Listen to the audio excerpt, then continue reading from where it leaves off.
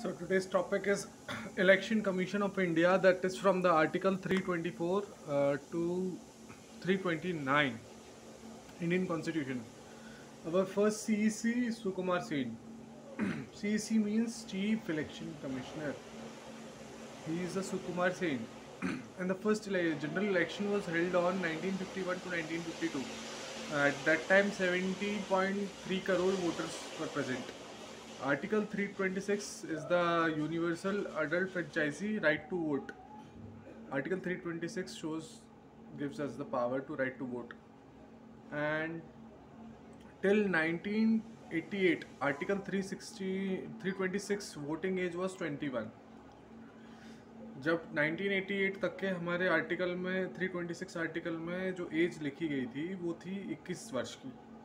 But जब 1988 में 61वां अमेंडमेंट हुआ, but in 1988 61st amendment act voting age is reduce to from 21 to 18 years. 1988 में हमारे 61st अमेंडमेंट में जो हमारी एज राइट टू वोट होती है 21 से लेकर के हटा करके 18 ईयर्स कर दिया था.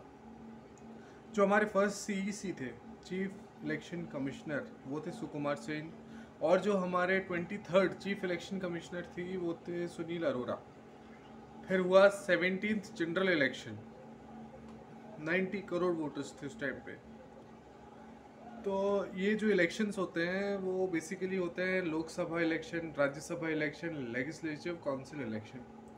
लोकसभा, राज्यसभा और लेजिस्लेटिव काउंसिल. लेजिस्लेटिव बोले तो जो हमारे विधानसभा के जो होते हैं उनको बोलते हैं लेजिस्लेटिव. और next part comes the election commission of India performs election of. ये जो इलेक्शन कमीशन जो इलेक्शन कराता है, निर्वाचन आयोग जो निर्वाचन कराता है, वो होता है parliament, state assembly, president and vice president. Here CEC and EC are appointed by the president. CEC बोले तो chief election commissioner and EC बोले तो election commissioners are appointed by president. President इनको अपॉइंट करते हैं. और all three have equal power, all they have equal powers. इनको मतलब जो पावर है वो बराबर है. Dispute solve through majority. जो डिस्प्यूट होता है मतलब झगड़ा वगैरह हो जाता है वो मेजॉरिटी सॉल्व करती है.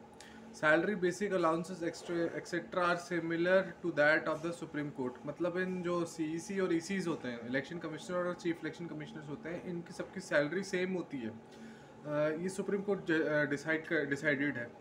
और 1950 से लेकर के 1989 तक के election commissioner was a single member body. मतलब सिर्फ एक सिंगल मेंबर बॉडी थी ये इलेक्शन कमिश्नर्स. बट देन फिर क्या हुआ, 16 अक्टूबर 1989 61st अमेंडमेंट जब हुआ, जिसने एज को कम कर दिया, 21 से 18 कर दिया. देन फिर 1990 में सिंगल मेंबर बॉडी बन गई है. 1993 में president is a multi member body. मतलब ये बहुत लोगों की बॉडी बन गई इसमें. फिर in parliament elections are supervised by returning officers. और जब पार्लियामेंट इलेक्शंस हुए थे तो वो रिटर्निंग ऑफिसर द्वारा करे गए थे. और फिर 1982 में इलेक्ट्रॉनिक वोटिंग मशीन होती ईवीएम, वो उसका इस्तेमाल किया गया.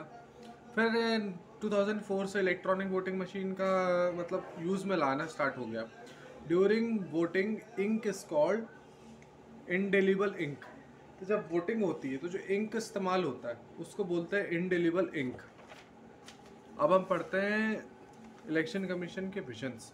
Election commission of India strive to be an institutions of excellence by enhancing active engagement, participation and depending and strengthening electoral democracy in India and globally.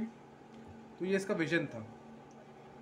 तो और मिशन जो है, maintain independence, integrity and autonomy, inclusiveness, free and fair transparent election to ensure trust in government. So thanks for watching the video. Please like, share and subscribe my channel.